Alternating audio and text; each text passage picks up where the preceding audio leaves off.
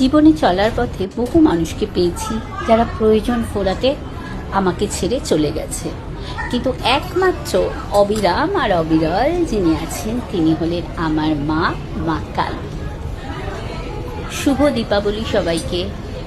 জানেন তো, কথায় আছে যে বেশি জ্ঞান দেয় সে নিজে সেই রুলটা কখনো ফলো করে না। আমার সাথে ঠিক হয়েছে তাই। অফিসের সবাইকে ফোন করে বলেছি 4টের মধ্যে অফিস পৌঁছতে, দিওয়ালির পুজো আছে। এদিকে নিজেই সব থেকে লেট করে সবার থেকে লেট অফিসে পৌঁছাচ্ছি। গিয়ে দেখি যথারীতি পুজো স্টার্ট হয়ে গেছে, স্যার পুজো করছেন।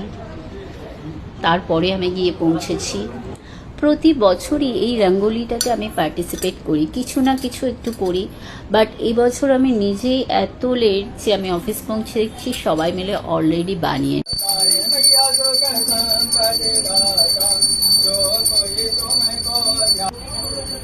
স্যারেদের নিয়ম অনুযায়ী পুরো অফিসটাকে প্রদীপ দিয়ে সাজাতে হয়, তাই আমরা সমস্ত বন্ধু বান্ধব বাচ্চা কাচ্চা মিলে সবাই মিলে অফিসে প্রদীপ দিচ্ছিলাম।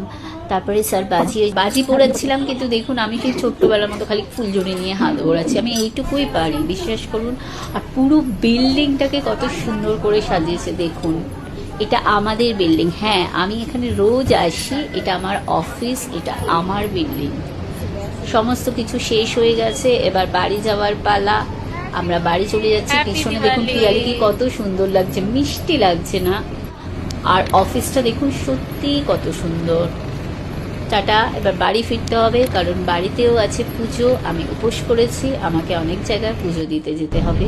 আর দেখুন সেই যথারীতি মেট্রোতে উঠে ঢং করতে শুরু করেছি।